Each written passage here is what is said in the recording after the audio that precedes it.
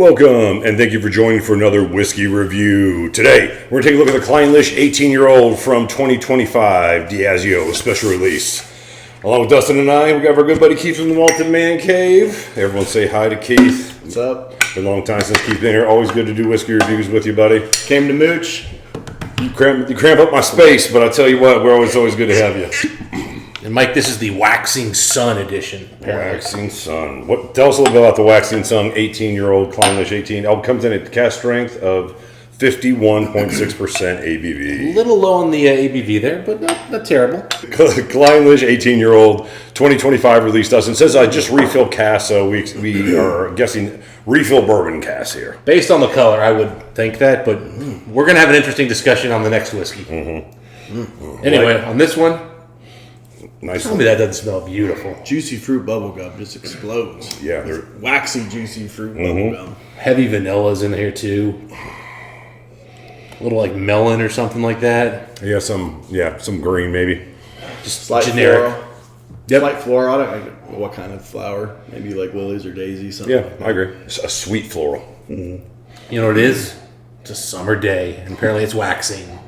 A little sun melt, Dustin. Little candle wax, little honey candle wax. Almost like honeysuckle. Like where you get like kind of honey and like the kind of herbaceous. Nice, just light little bit of like cereal grain notes on the end. Yeah, there was. You say any citrus? Did anyone say Sure. like Yeah, Absolutely. it's a ton of citrus. Ton of citrus. Lemon. Melon, like I said. There's melon, then it goes high acidity. Goes, I think, a lemon. Starbucks lemon pound cake There you go. with the frosting too. Lemon meringue pie.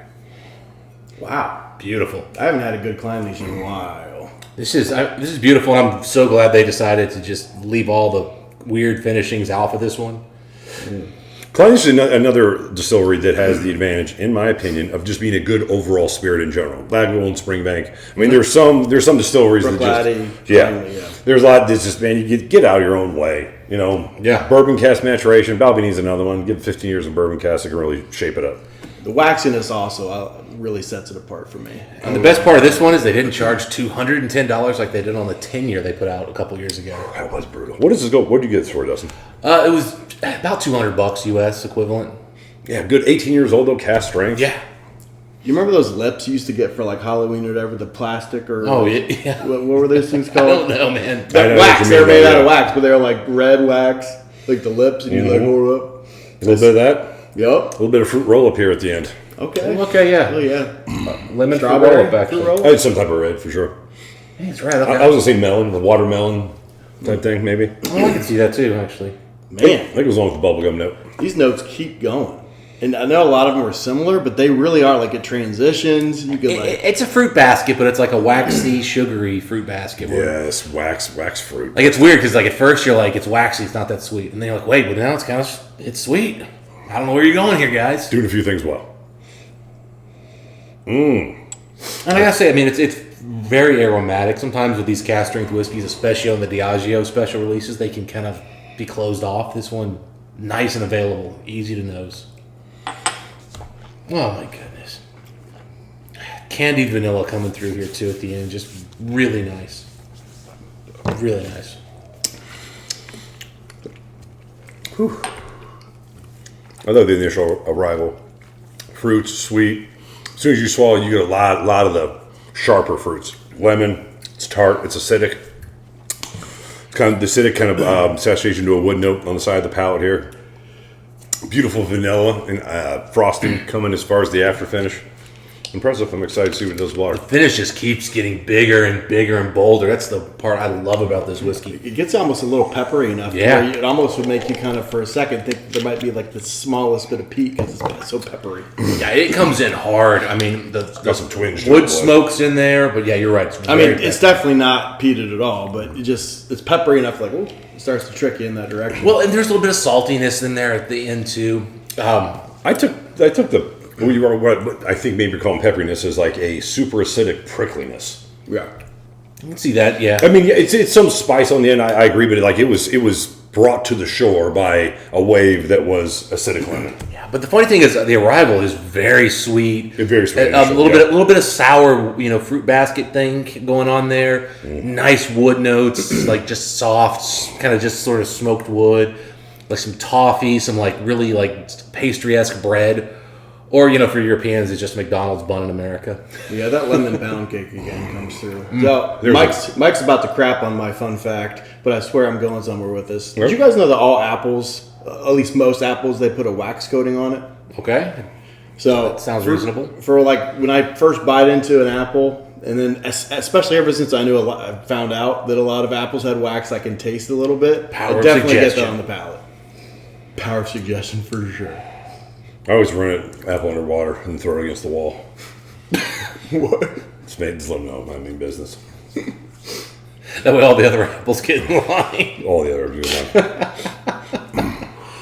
They were green, now they're yellow. Yeah. Now, the one thing I will note is, this is our first whiskey of the night, but it is a little soft and not quite as oily and coating as you'd hope for from a Clynelish at cask strength. It's more prickly than mouth coating. Yes. The fruits here are the show, right? So, it is a standard Clynelish as far as a waxy note to it, but you're right. On the finish, it could use a little bit more of that. Even the arrival is just a little thin. What's the ABV? 51.6. Yeah. Oh, my bad. So, like I said, it's a little thin. That's kind of my one complaint about this whiskey. And again, it's our first whiskey of the night. It's coming off very, like you said, prickly, which kind of helps offset that. But once you've kind of acclimated a little bit more to the alcohol, I just noticed it comes off a little less than I'd like there. Everything else about this is exceptional. Now, I will say this, even though I agree with everything you said, like it's not, compared to the average whiskey, it's got amazing mouthfeel, but compared to like good Clynelish's, Springbanks, Brook Laddie's, Lagavulins, but I will say, even though it's not as thick, viscous, and strong, I think the finish does last for a long time. Oh, the finish is incredible. The finish on this lasts is amazing. Long time. This is the best finish I've had on the Clynelish, Especially an ex-bourbon one. I can't think of anyone that's been it this doesn't good. stop. It's still good. Yeah, it's just all fruits. But the problem is the arrival doesn't wow me. That's kind of what I'm getting at. Yeah, with water, I'm picking up a little bit of a char note in addition to the things we've already said. Maybe soften some of the acidic fruits. Made some of the more orchard fruits more predominant slightly. Prickliness went away a little bit too. Yeah. You would expect that with a little bit of water. Yeah, on the nose, it's definitely a little bit more, a little oilier. It kind of runs together a little bit stickier. It's like a water and cucumber. We were talking about melons and herbs. Yeah. All right, boys. Whiskey score time. Dustin brought this bottle. So we'll go, Keith, you first. We'll go straight down the line. So I think I'm going to probably be the highest score, but you guys, Clynelish is my second favorite distillery. Give it to me.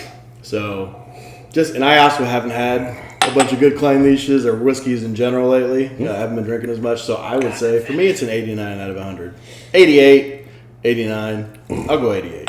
Yeah, we're cooking on the same numbers, Keith. I'm gonna give it an 87, but I'll say this. Some of it, as I was expecting a little bit bigger things based on the sum of its parts. 18 years of age, 51.6% ABV. I like what refill casks can do, especially again with the distillery, as I said earlier, but I think it bears repeating, that this is a distillery, the distillate that I like in general, so I favor bourbon cask maturations because I think they really let the distillery characteristics shine. Dustin, I'm an 87. The mouthfeel was even 5% better. This would be a 90. I'm giving it an 89. It is a strong 89, bordering on a 90. I absolutely love it. I think that finish is one of the best finishes I've had on a whiskey.